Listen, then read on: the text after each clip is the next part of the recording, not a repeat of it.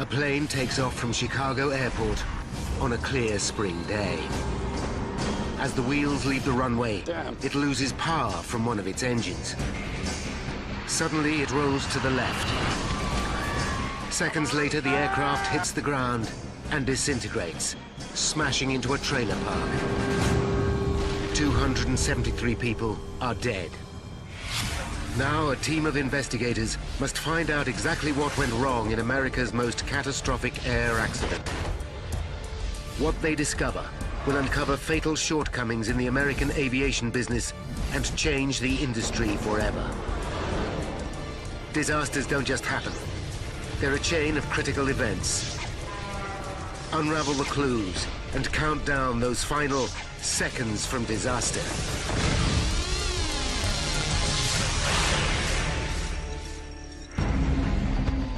This man has just witnessed a plane crash. On board is the woman he loves.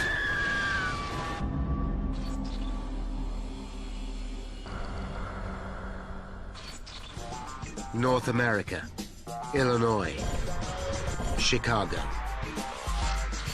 May 25th, 1979, 12 noon. America's third biggest city, with the busiest airport in the world. Every minute, a plane lands or takes off from O'Hare International Airport. More than 2,000 flights a day. This is one of the most crowded airspaces in the world. On its final approach to O'Hare is an American Airlines DC-10, flying in from Phoenix, Arizona. At the controls is 53-year-old Captain Walter Lux. Walter has worked for American Airlines for 29 years and completed over 22,000 flying hours.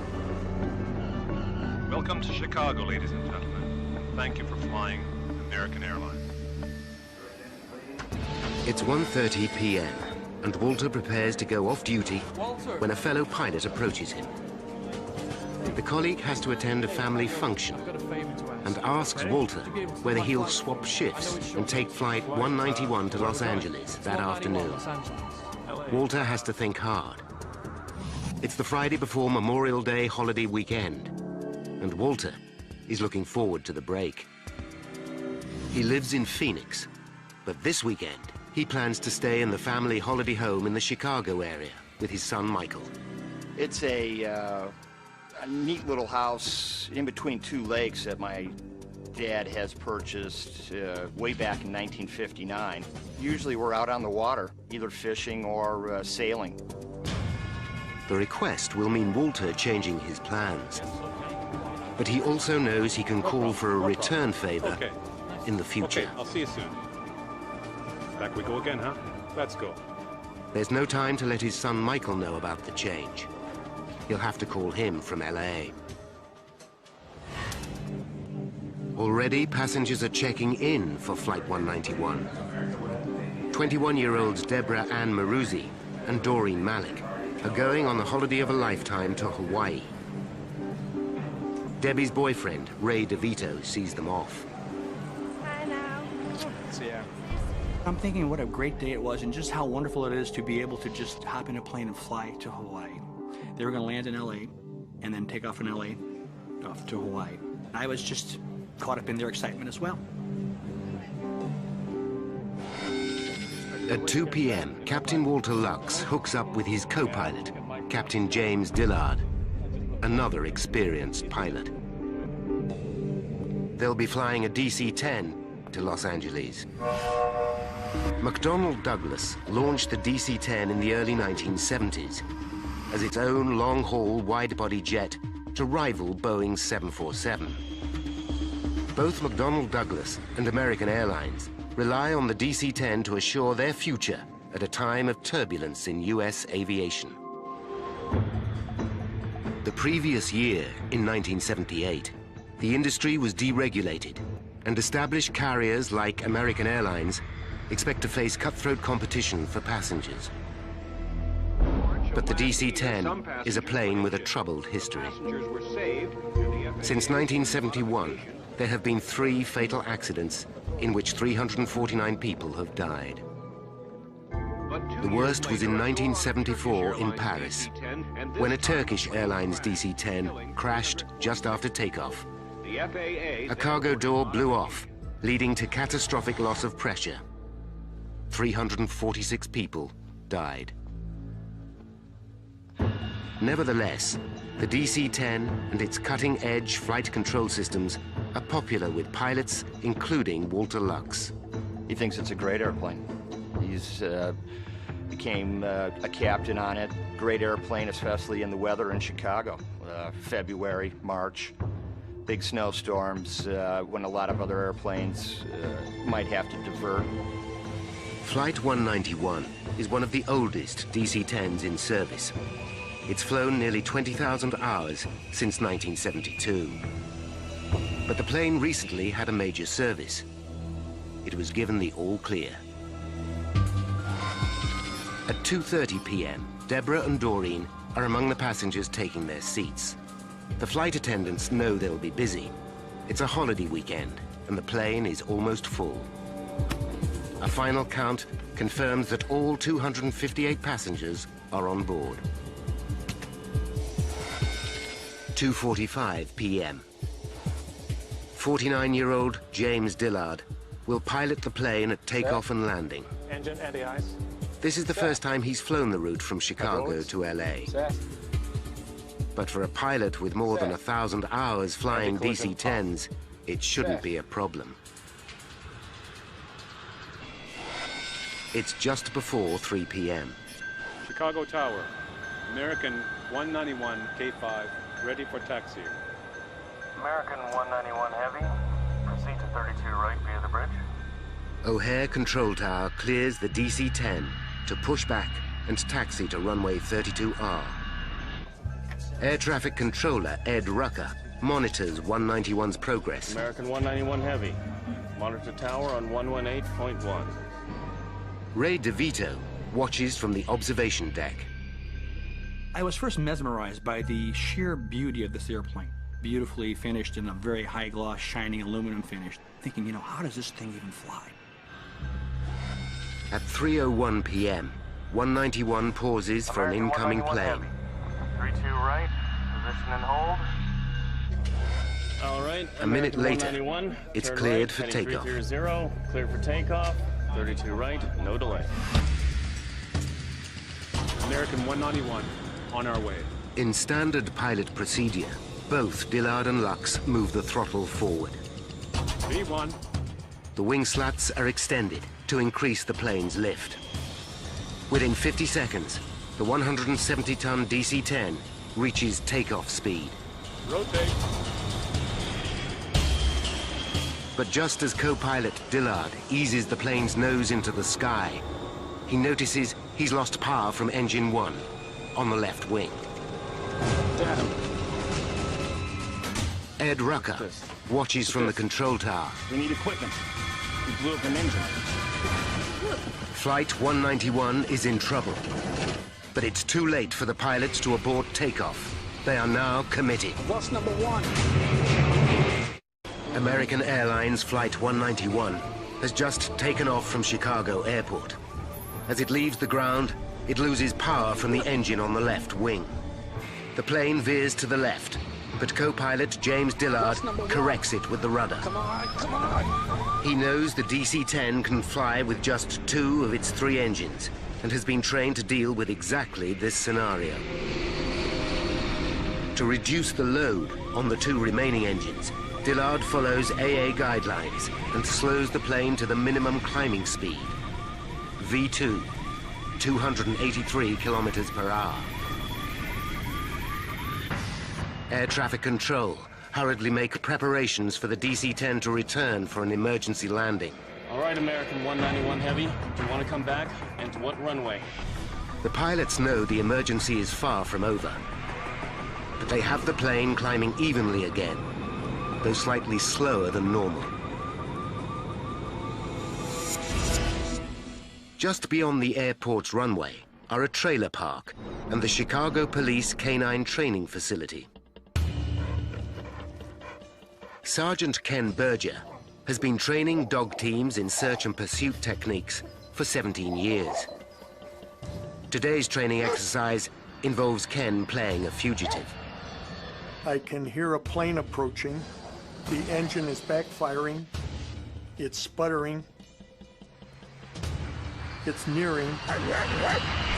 Suddenly, just 20 seconds after leaving the ground, Flight 191 is in desperate trouble. What the? Without warning, the plane starts to roll to the left. Ray DeVito is still on the observation deck.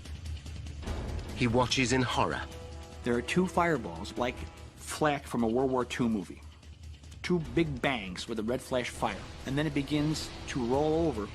Within seconds, the aircraft banks dramatically to the left.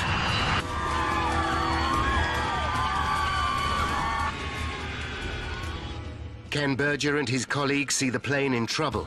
As I break through the trees, the other officers in the training group are running. The DC-10 heads directly for the trailer park, home to hundreds of people. Ray DeVito runs in panic through the airport. Pilots Lux and Dillard fight to level the aircraft. But the plane does not respond. The nose drops below the horizon. He's not talking to me. In air traffic control, Ed Rucker can do nothing but watch as the nightmare unfolds before him.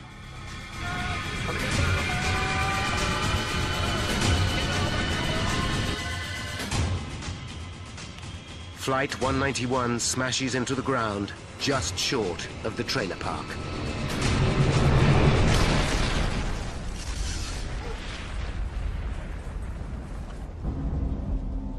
It sends a fireball 100 feet in the air, thick black smoke, and I can feel the heat.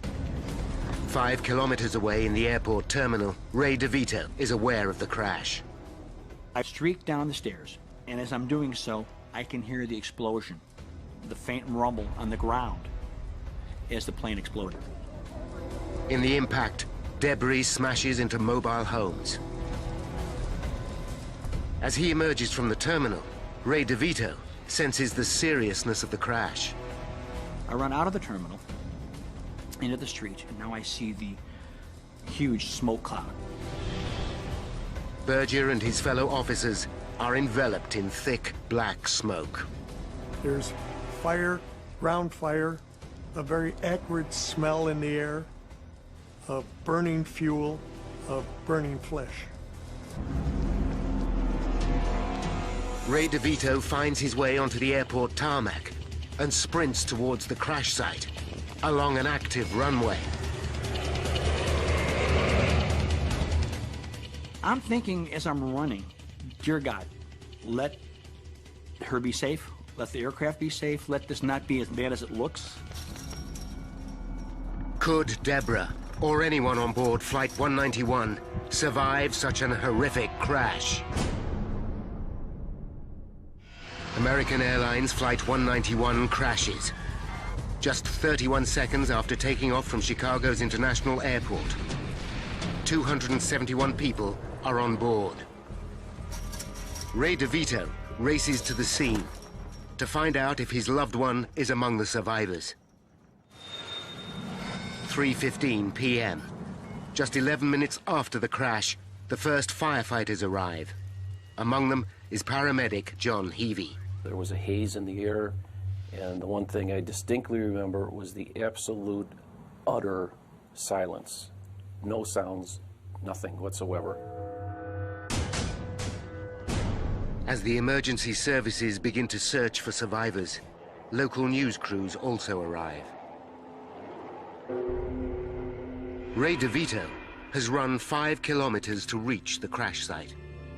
When I arrive at the crash site, I see pieces of airplane strewn about. I assumed I'm not at the proper site because there's not enough pieces of plane or things here for me to recognize. By now, the emergency services realize their task is hopeless. John Heavey and his team confront the horror of the scene. There were parts of We didn't know what they were until we got closer. They were just parts and chunks of people that were soaked in jet fuel that were burning.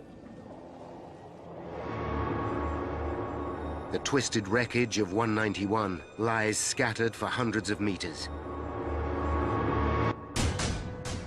Debris has smashed into the trailer park, destroying 5 homes. 2 more people are dead. Even seasoned professionals are overwhelmed by the scene. It's something you can never forget. And the hopelessness that you can't help anybody. You can just stare in disbelief that in a second, all this could happen. There are no injured on the ground. Everybody has parachutes. News of the devastating crash flashes across the nation. He kept on climbing a As little soon as bit. it collapsed and it hit the ground, the spark set off the jet fuel, and this whole place was nothing but a sheet of flame.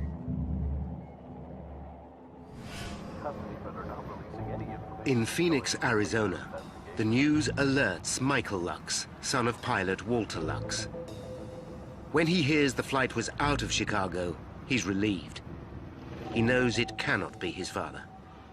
I knew my father had flown the trip from Phoenix to Chicago, so I thought, oh, thank God he flew that trip home, so it's not him. At the crash site, Ray DeVito finally accepts the inevitable.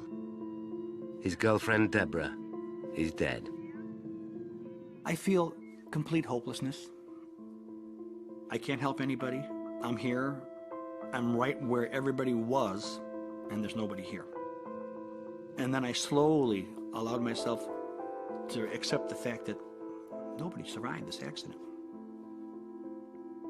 As soon as Michael Lux arrives at his home in Phoenix, his world falls to pieces. I walk in and see one of my best friends. He just has this look that I've never seen, and I was startled, and then I realized our house is full of people, and, you know, where's my mom? What's going on? And then it was on the television in the other room that my dad was the captain. Lord Jesus Christ, Savior of the world, we recommend to your servants whom we find here in this distressful incident. American Airlines Flight 191 ranks as the worst single-plane accident in U.S. history. In total, 273 people died. But what caused the pilots of the DC-10 to lose control of their plane so quickly? Now, by going deep into the official investigation, we can reveal the calamitous chain of events that led to the crash of 191. 11 minutes after the disaster, the National Transportation Safety Board, or NTSB, receives a call. Within the hour, a GO team of 15 expert investigators is on its way to Chicago. Pivotal to the investigation will be the expertise of this man, Michael Marks. In 1979, Marks is senior metallurgist at the NTSB. He will unlock the mystery of why 191 fell out of the sky just 30 seconds after takeoff. You wouldn't have thought that that could ever happen on an airplane. So it is a shock. It's a shock to you and I and everybody in the world that this type of thing happened. Marks knows that the GO team must come up with results fast. But the task is epic. Evidence is scattered over a square kilometer, and the horrific crash brings intense scrutiny from the world's media. The investigators know this is the 4th fatal accident involving a DC-10 since its introduction in 1971. Including Flight 191, 622 people have died in DC-10 accidents. But there are many potential causes for an air disaster. An electrical fault, a design failure, an explosion, pilot error. The team's priority is to find the black boxes, the flight data recorders. The information they hold is so vital, they are enclosed in armored casing. So-called black box that can take a tremendous amount of impact force as well as fire damage before it becomes useless. But could they have survived an impact of this magnitude?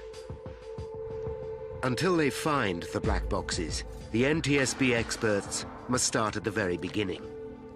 Weather conditions were perfect for flying, and air traffic control report no obvious outside interference, such as another plane or a collision with a flock of birds. But one thing is immediately clear. Halfway down the runway, they find the remains of Engine 1. It must have detached from the wing during takeoff. The question is, why? The investigators hope to find the answer among the debris, scattered over hundreds of meters.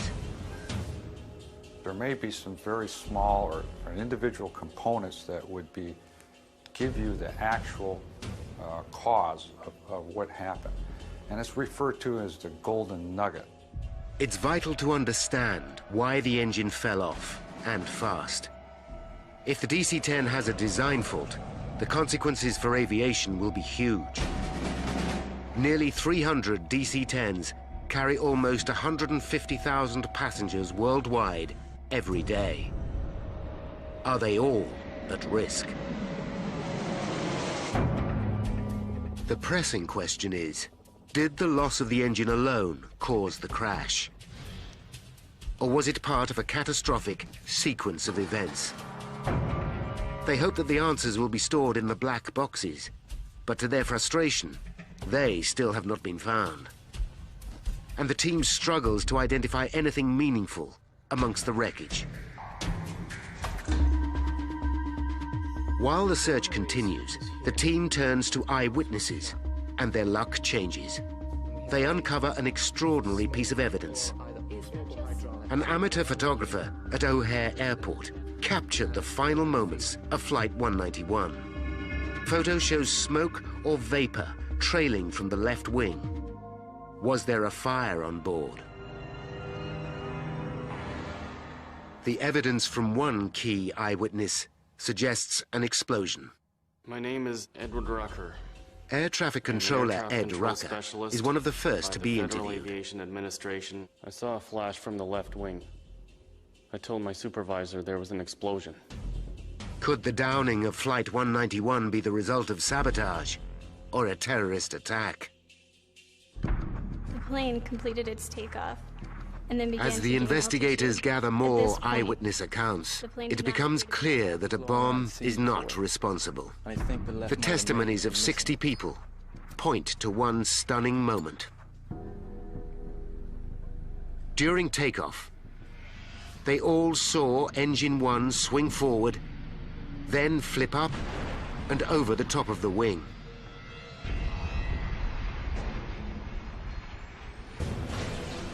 It's a shocking revelation that points towards structural failure. If true, it could potentially affect every DC-10 in the air.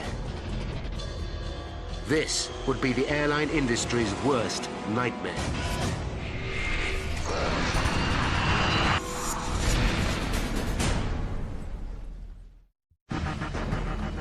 A team of experts from the National Transportation Safety Board investigates America's worst single-plane accident.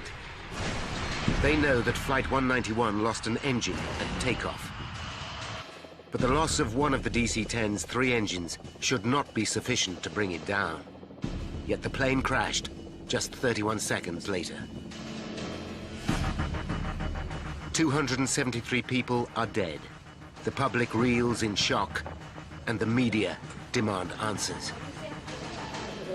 But even with NTSB experts analyzing the crash, senior investigator Woody Driver is forced to admit they are far from an explanation. I'd like to this time ask for your help. We need some insistence in getting any kind of pictures that anybody in the area took of that aircraft while it was in flight. The team focus their inquiry on why the engine fell off. The finger of suspicion points directly at the structure that holds the engine to the wing. The DC-10 has 3 engines, each weighing more than 5 tons. One is on the tail, The other two hang from the wings, each connected by the pylon. A pylon attaches to the wing at 3 points, 2 at the front, 1 at the rear. It has dozens of components, and every one could have shattered in the final impact. The team aimed to recover every piece of the structure that attached Engine 1 to the left wing. They comb the debris field. With help from local police, the parts are taken to a hangar at O'Hare Airport. There, NTSB experts painstakingly piece together and minutely examine every fragment. With every part, the question is, was this damaged in the crash, or was it faulty before the crash? Then comes the breakthrough they're waiting for. A policeman discovers the 2 black boxes. Hey guys! But the digital flight data recorder is badly battered. This records the status of all the aircraft's instruments prior to the crash. Crucial technical data may be lost. The second box, the cockpit voice recorder, records what the pilots say during the final critical moments. This is in better condition and seems more promising. Both recorders are immediately flown to NTSB headquarters in Washington, D.C. for analysis. 191 at K5, ready for taxiing. The team inspects the cockpit voice recording first and listens to the dialogue between the pilots and air traffic control. On our way. What they hear is routine until 1 second before takeoff. Rotate. When suddenly co-pilot Dillard utters a single word. Damn! Then the tape goes silent.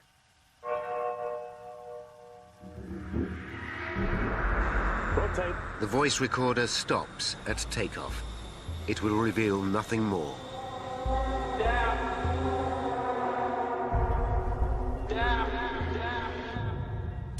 The team now turn to the damaged data recorder. The armored casing survived the crash, but the digital tape inside is torn. Technicians splice the shredded tape together and manage to salvage almost all the data. Only a few seconds are lost. The data recorder continued to function until the final moment before impact. The printouts reveal a disturbing picture. Even with the loss of Engine 1 from the left wing, co-pilot Dillard is able to stabilize the plane. Following standard procedure, he reduces airspeed, but for some mysterious reason, the plane starts to roll suddenly to the left. The investigators search the data recorder for the settings of the ailerons and slats on the left wing. These allow the pilot to control the aircraft. But this crucial data seems to be missing. Even though the data recorder continues working, it stops recording this information at exactly the same moment the voice recorder cuts out. The question is, why? It's now 48 hours since the crash. In Chicago, the team examining the wreckage makes a significant find.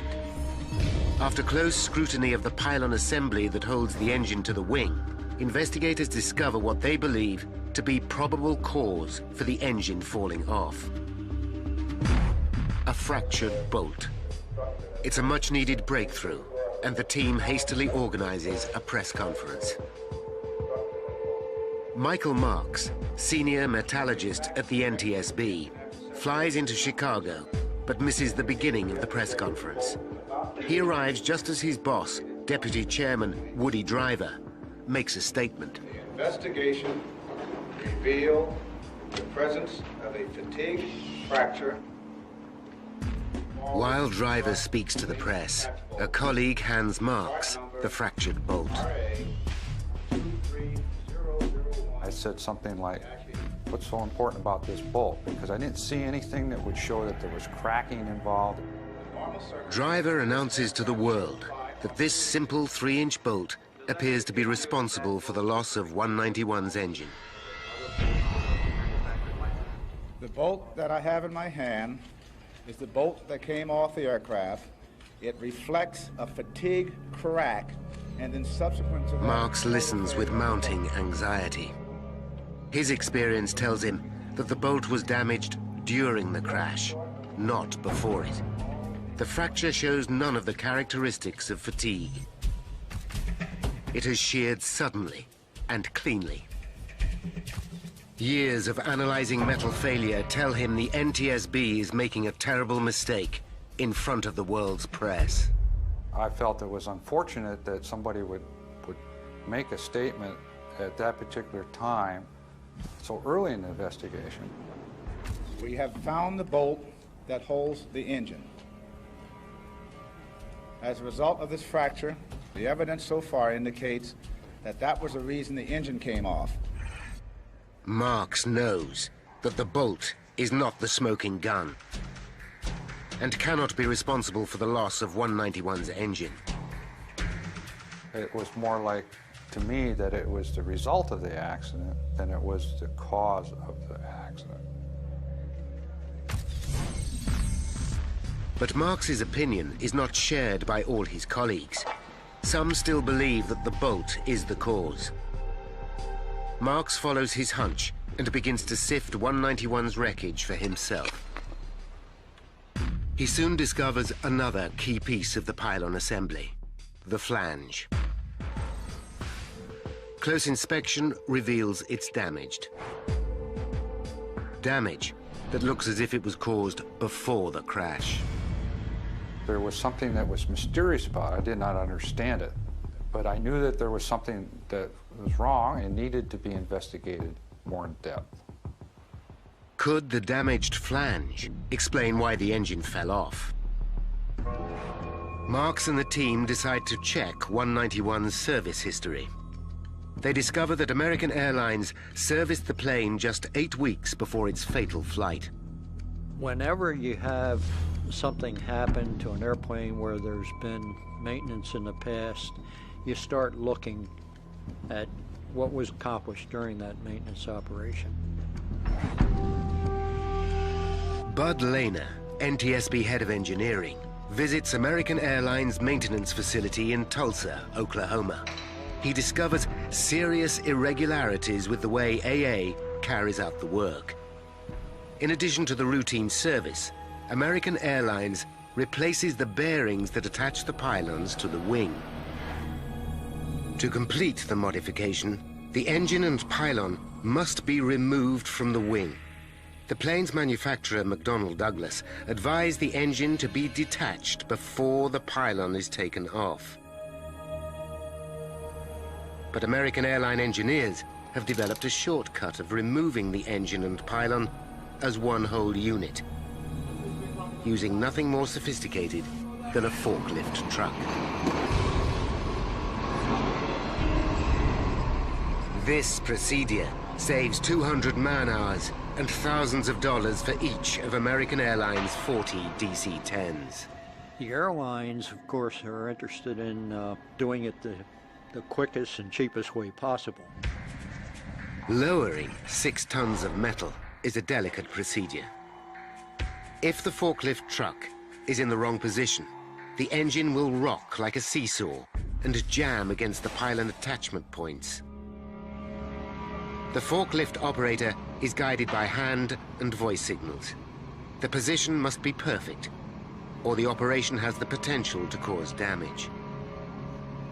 Bud Lehner discovers that senior management at Tulsa is not aware of this potential pitfall. We were a little bit surprised that somebody hadn't observed this operation and thought beforehand that there's a possibility that this is going to cause some damage that could be catastrophic. The team also discover that the modification to 191 did not run smoothly. Engineers started to disconnect the engine and pylon from 191's wing, but changed shift at a crucial moment in the procedure. During the handover, the engine and pylon were left supported by the forklift truck. When work resumed, the pylon was jammed against the wing mounts. The forklift was not carrying the load evenly and had to be repositioned before the pylon could be released. Bud Lehner calls Michael Marks at the NTSB labs with the news. it just like a light bulb went off. And it just all came to me. And so I said, but not only do I think it could have been caused by something striking it, I can prove it. The flange is on a bulkhead, bolted to a clevis. When the bolt is removed to detach the pylon, the flange can move up against the clevis. Marks looks at the flange again. It's not just cracked, it's also bent, exactly matching the curve of the clevis. Since the flange can only come into contact with the clevis when the bolt is removed, the crack must have been caused during the removal of the engine and pylon for maintenance. Finally, Marks knows why the engine broke away from the wing. He's also uncovered shortcomings in the way the DC-10 is serviced by American Airlines. But Marks is aware that DC-10s are able to fly with just 2 engines. Airplanes don't crash just because an engine comes off. We've had other engines that have come off and flown away and landed, and nobody gets hurt. There had to be other reasons why this particular accident happened. The spotlight turns to the pilots. Was pilot error responsible for the crash of 191? Back in Chicago, the NTSB team are making headway. They find a 1-meter piece of the left wing on the runway, where the engine fell off. The piece has been ripped away from the rest of the wing. It's a significant clue. This part of the wing carries the hydraulic controls for the slats, which are vital for takeoff. The investigators begin to understand what happened. The engine pylon broke away at the weakened flange.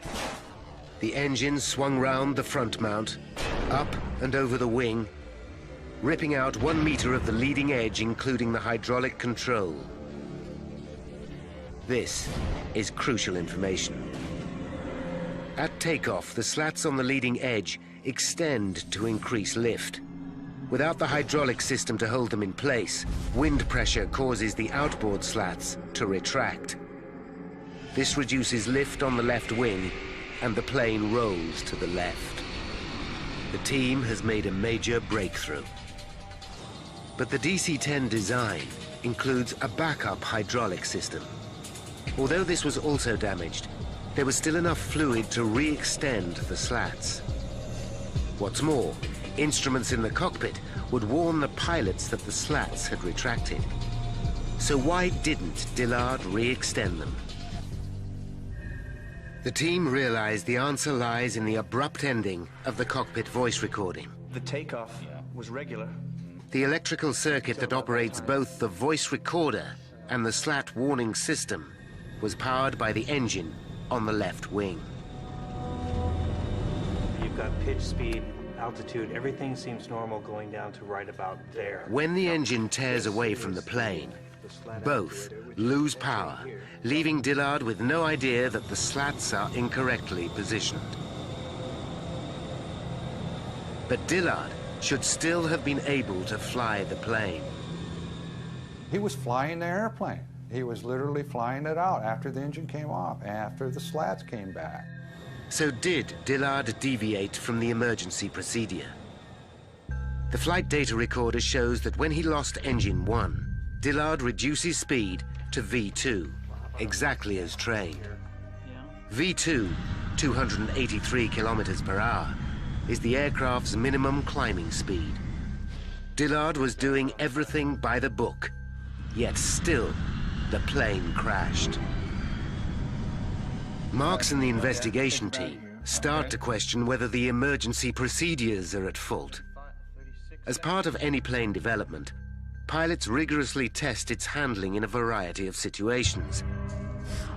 But the investigators discover that DC-10 tests never covered a situation where the engine and pylon fall off and the slats retract. Calculating the exact effect on the aerodynamics, the team recreate 191's flight in a simulator. 70 takeoffs are simulated with exactly the same catastrophic loss of engine and slat retraction. 13 pilots try to correct the plane, following the emergency instructions. Not one manages to save the aircraft. It's a shocking revelation. The training manual is wrong. The investigators conclude that reducing speed when the slats are retracted is the worst thing a pilot can do. It guarantees that the plane will stall in mid-air. This is exactly what happened to Flight 191. Captain Lux and co-pilot Dillard are not to blame. The news comes as a relief to Walter Lux's son, Michael.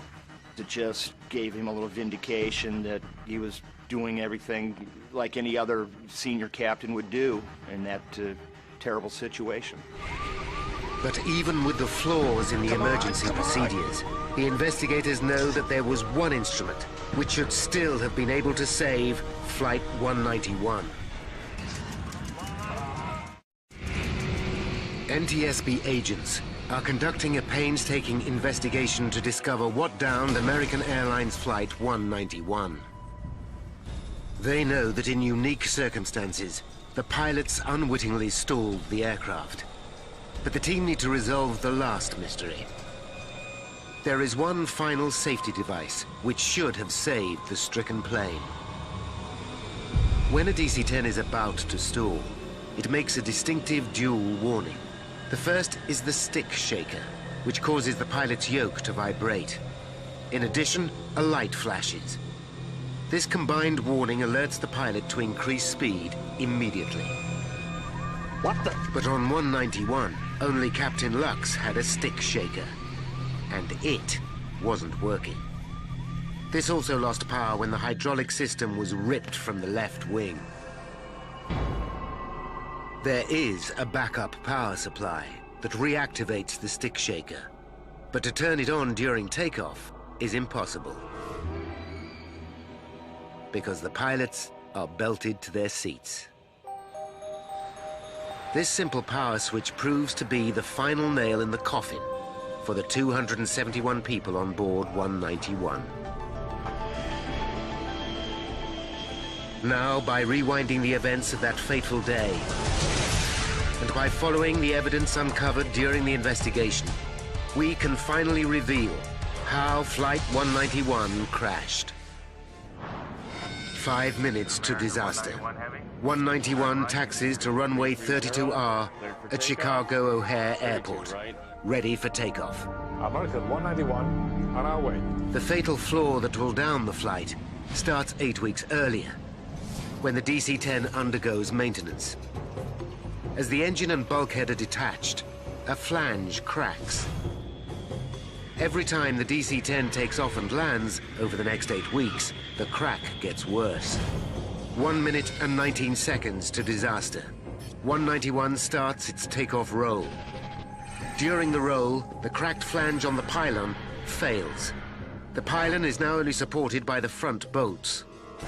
As the nose lifts for takeoff, the pylon rips away from the forward mount, up and over the left wing, taking 1 meter of the leading edge with it. This breaches the hydraulic systems and cuts off the electrical supply to vital cockpit instruments, including the stick shaker. 32 seconds to disaster. Damn. The pilots know that they have lost power from engine 1, but they can't see that they have lost the engine itself and part of the wing. Following emergency procedures, co-pilot Dillard slows to 283 kilometers per hour. The plane continues to climb steadily to 90 meters.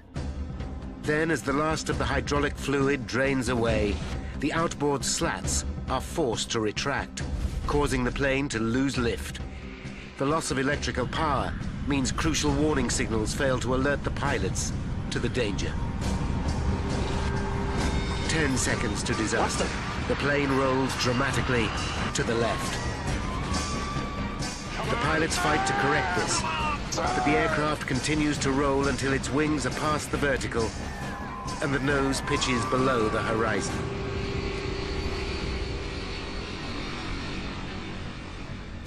At 4 minutes past 3 and 5 seconds, 191's left wingtip hits the ground and the aircraft explodes. nobody on the plane survives. 273 people are dead. The catastrophe is still America's worst single-plane accident. Trying to speed the maintenance process up and save a couple dollars has cost these people, my dad and 272 other people, their lives in a horrific airplane disaster. After the investigation, the NTSB recommends fundamental improvements in the aviation industry. The US government orders a change in maintenance procedures. McDonnell Douglas redesigned the DC-10. Airlines install stick shakers for both pilot and co-pilot. Pilots are no longer required to reduce speed to V2 after the loss of an engine. But nothing will bring back the victims of Flight 191. It was a life-changing event. Debbie and I were dating for a year and a half, a little more. You never think that you're going to lose somebody through an air crash. The US government fines American Airlines just $500,000 for improper maintenance procedures. But the insurance settlement for the replacement value of 191 gives American Airlines $25 million more than they paid for it.